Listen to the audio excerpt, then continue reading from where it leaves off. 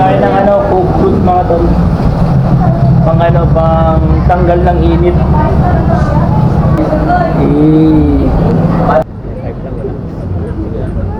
Good morning mga tol, today is Monday. So balik tayo mga tol sa dati nating gawain, ang maghatid kay Bunso sa school niya. Kagising ko nga lang dyan, pero ginising na ako ni Bunso kasi magpapatid na daw siya at malilit na daw talaga siya. Pagbaba ko nga ng kwarto ay tignan nyo naman talaga yung mukha ni Bunso, nakamusangot na. Ito kasing taong to ay ayaw na ayaw malilit sa school niya. Pero syempre okay lang kasi lagi naman siyang nasa honor eh. Shoutout nga pala dito sa mama ko na naghihimay ng malunggay na pang ulam namin mamayang gabi. May kinuha nga lang pala ako sa loob ng bahay tapos lalarga na kami dyan. Gamit nga pala namin ngayon ay Mio. Kasi yung sniper natin ay walang gasolina. Wala na tayong pang gasolina ngayon. Andito na nga pala kami sa highway and syempre napansin ko yung napakagandang panahon ngayon. So sana magtuloy-tuloy na yung init para makabawi naman tayo dun sa mga araw na maulan. Shoutout nga pala sa lahat ng student ng Camarines Norte State College. Ayan, todo kayod na naman kayo. Balik eskwela na. Pero syempre alam ko balik inuman na naman yung iba dyan.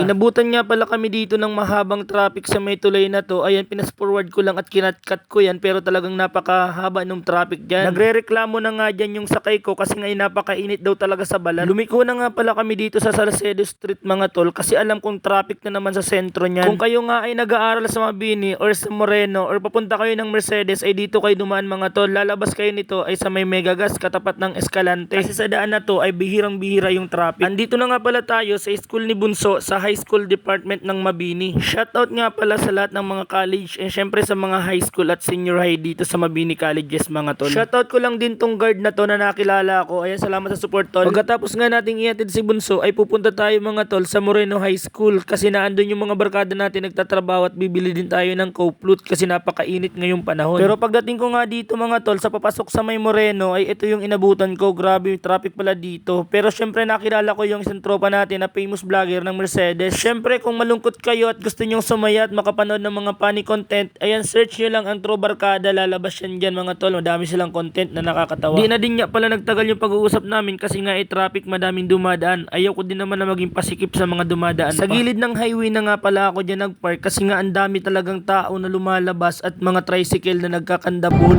pa.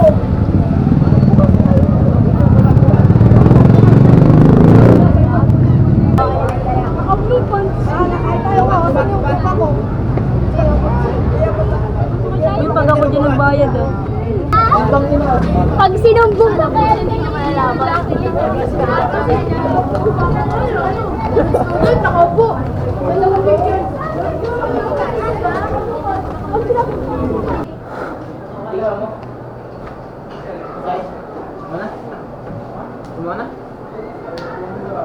Andito na nga pala ako mga tol sa labas ng G-Scoop mga tol and syempre nakapag-order na rin ako mga tol ng coke float mga tol kasi talagang init na ako. Dito nga lang pala yan mga tol sa mismong tapat ng gate ng Moreno. Kaya shoutout sa lahat ng mga taga Moreno dyan. Kung init na rin kayo, ayan, bumili na kayo dito mga tol, maraming pagpipilian.